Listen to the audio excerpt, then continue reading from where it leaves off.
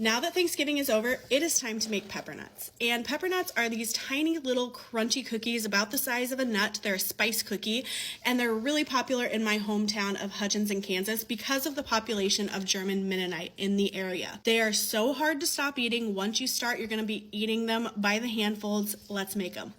The dough comes together very quickly. It's just a very standard creaming method. We're going to start with 2 sticks of unsalted butter, which is 225 grams. And this is room temperature butter. I need 300 grams or 1.5 cups of brown sugar. I like to use dark brown sugar because there is more molasses in it, which is just going to add to all of the flavor, but either one will work, light or dark. I'm going to cream this together on medium speed for about 3 minutes until it's really light and fluffy. I had to switch to a bigger bowl, but this one's more festive anyways. This is kind of the texture we are looking for. The sugar has kind of like dissolved into the butter and the texture has become a little fluffier, and now we can start adding our eggs. We need 2 eggs, large eggs at room temperature. I'm going to add them one at a time and mix until it is fully dissolved into the batter before I add the second egg. Okay, we are moving on to extracts and spices, and everybody's family who makes these kind of has their own combination of what they put in them. We would get gifted these frequently from lots of different families in my hometown, and they all kind of taste a little bit different, but they were all delicious. Now, the one thing that pretty much everybody agrees needs to go in them is anise. Anise extract or anise oil is actually more traditional. I'm using anise extract, and my recipe calls for 2.5 teaspoons. I know anise is a controversial flavor. A lot of people really hate licorice.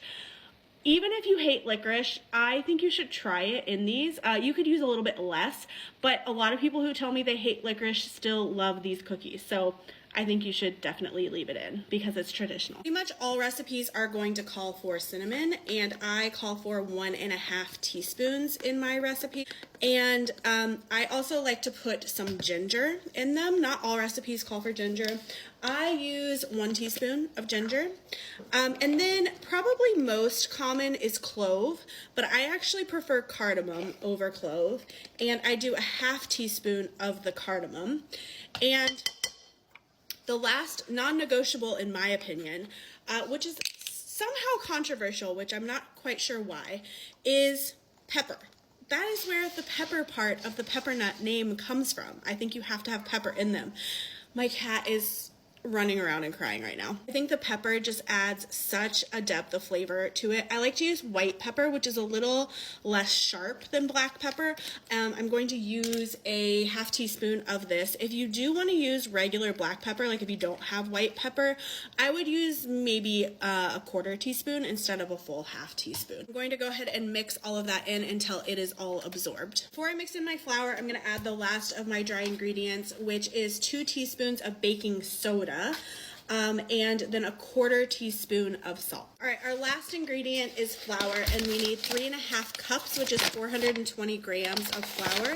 I'm just going to add here on my scale. Once it starts coming together like this, I don't want to mix it much more because I don't want to overwork the dough. Okay, we do need to chill this for like 30 minutes just to make it a little easier to work with. So I like to actually put it out of the bowl on some plastic wrap and kind of like press it thinner because it will chill a lot faster. Okay, I just kind of pressed it out sort of flat, and I am going to wrap this in some plastic wrap, or you could even use parchment paper.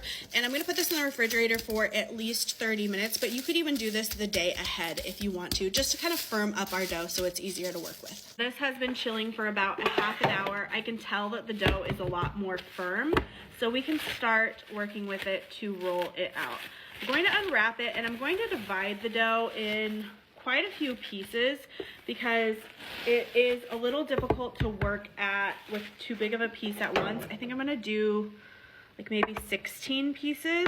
So I'm just going to divide it in half, and half again, and half again until I get about 16 portions.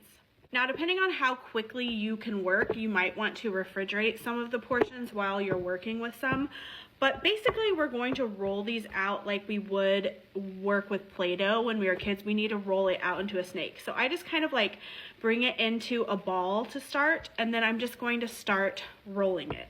into a snake. So I kind of put my hands towards the center and then bring them away from each other.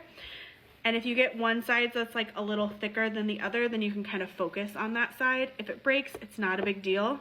We're gonna be cutting them anyway. This is kind of the thickness that I like to go for. It's about 1/4 inch thick. And then we are just gonna take, you can take a sharp knife or a bench knife, and we're just gonna start cutting these into little nut-sized pieces. Like that. And they will kind of spread out and get a little bit bigger in the oven.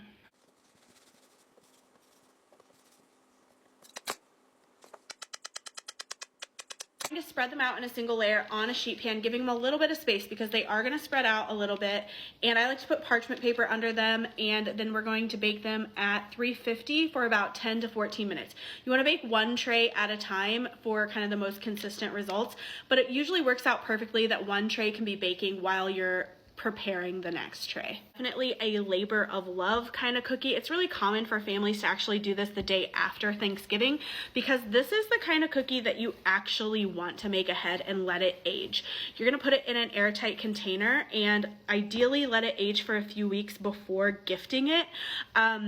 They're gonna be delicious today, but they taste so much better after a few weeks, and they can keep for a really long time, like at least up to a month, if not longer, in an airtight container. They're kind of like a really crunchy cookie. They don't have a lot of moisture in them, which just helps them keep long. First batch is out, and a lot of them kind of grew together, which is totally fine because you can just kind of break them apart. When they first come out of the oven, they're actually really soft, but just give them a minute or two and they start becoming really crunchy. I'm gonna cut my next batch a little smaller because I actually like them more like this size rather than this size, but everybody kind of makes them different sizes. Up to you how you want to make them. This makes a ton of cookies. It makes like 12 cups of cookies. This is a huge tin. This is probably like 4 cups of cookies here. But if you got smaller tins or even like those little cellophane bags, you could split these up into like 10 different bags or little tins. Or if you're doing a cookie box, you could put like a little cupcake liner in here and fill that up, or a little bag in here and fill that up, and then put some other cookies in. But after they cool completely, you're gonna put a lid on them, store them at room temperature. They're gonna keep getting better with time, but you're gonna keep coming back and snacking on them. They're so hard to stop eating. They're really crunchy. Let me know if you try them.